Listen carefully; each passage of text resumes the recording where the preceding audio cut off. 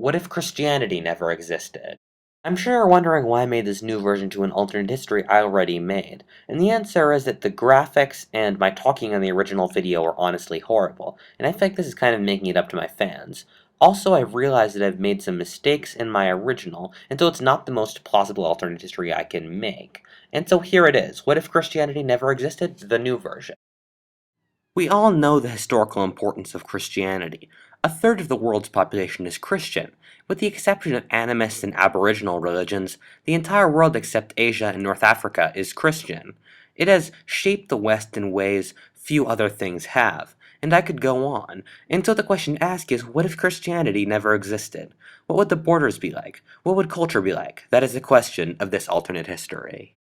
In this timeline, Jesus is never born or dies as a child of disease, my traditional way of killing off people in pre-industrial times. To understand this alternate history, we need to talk about the Axial Age on some level. The Axial Age was the time between Moses and Muhammad, in which all the world's major religions today started.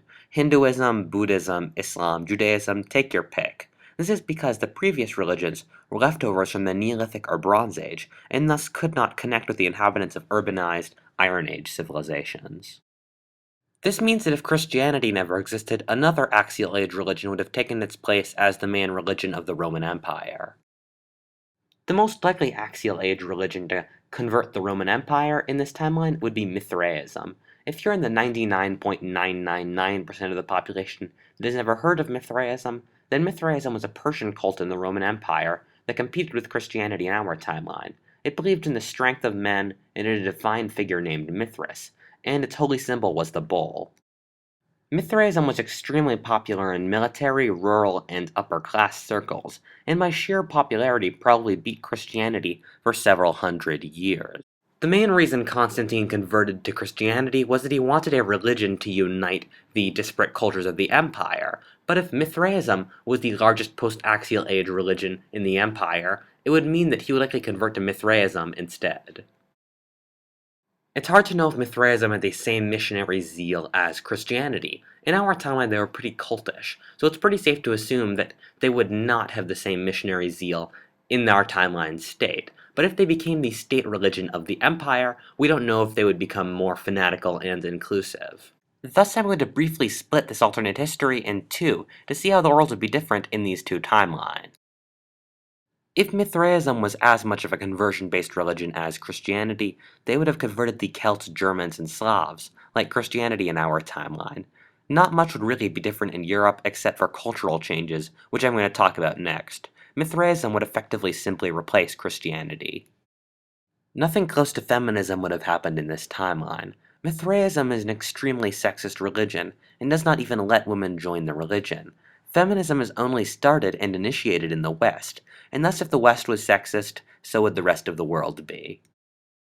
Also, abolition has only really happened in the West, and so there might be a connection with Christianity. In the end, however, I'm tentative about this point since I have no direct evidence. If Mithraism was not a conversion-based religion, then it would remain effectively a Roman religion. The future barbarian invaders would be converted to Mithraism except in the Rhineland and Britain, which would become majority Germanic.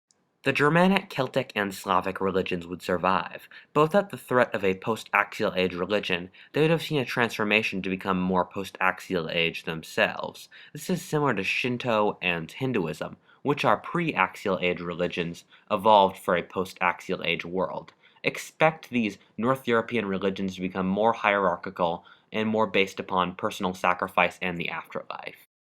In this timeline, Europe would be nowhere close to united. One of the things that united the concept of Europe together was that all of Europe was Christian, and without Christianity, Europe would be just as divided as it was during the Roman Empire. This would mean that events like the unification of the Poles and Austrians against the Turks at the Siege of Vienna never would have happened. Thus, the Turks would have conquered the Austrians in this timeline. Lots of other little things would have been changed for this reason in this timeline that I can't quantify. I know this isn't a PC thing to say, but Christianity is one of the things that's kept the United States together as an entity. Think of all the major groups that have entered the United States: Scots, Italians, English, Africans, Mexicans, etc. What they all share is Christianity. There are exceptions like the Asians in recent years, but a common Christian culture is one of the things that hold the United States together with such diverse ethnic groups. Imagine this timeline having Italians who worshipped Mithra, and Germans, English, and Scandinavians who would worship Odin, Scots and Irish who would be worshipping Crom and Aveta, Africans following various West African voodoo religions, Mexicans worshipping Quetzalcoatl and Tlaloc, I'll get to that later, and then various interstate minorities like Ethiopians or Vietnamese. It would be a maddening system to unite and control. We're going to leave that brief splitting of the timelines to go into things both timelines share. In this case, Islam.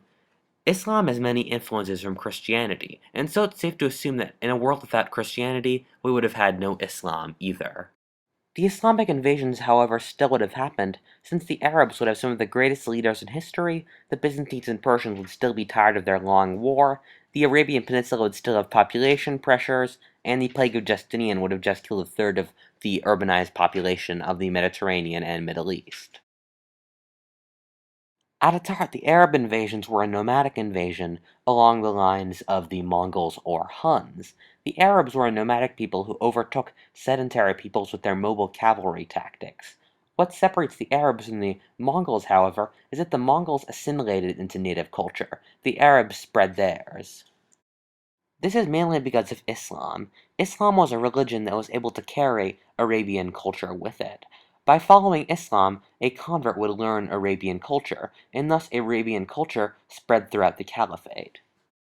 Yet without Islam, the Arab state would assimilate to the native cultures. In the west, this would be the Greco-Roman culture, and in the east, it would be Persia.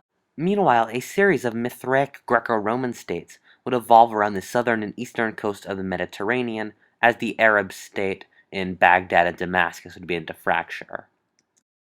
Without having to fight the Muslims for hundreds of years, the Spanish never would have become the religious fanatics they were in our timeline. Thus, there never would have been the Inquisition, the destruction of the native religions in Latin America, etc.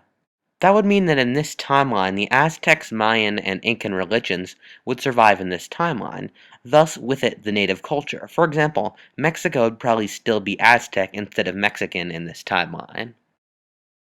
Without Islam, Zoroastrianism would have remained the main religion of Persia. In our timeline, what we now call the stands were Buddhist before Islam arrived, and Islam destroyed the local Buddhist community and replaced it with Islam. But without Islam, the region likely continued to exist as Buddhist. In this video, I didn't talk about the two topics people argue the most about when they talk about what if Christianity never existed. Christianity's role in warfare and technology. And this is because I didn't want the video to be too long. But I am putting out a video in a couple days talking about the roles that Christianity has had upon warfare and technology. Whatifalthist, thank you for watching. If you enjoyed this timeline, please comment or subscribe. And please stay tuned for my next alternate history, What if the Saxons win the Battle of Hastings?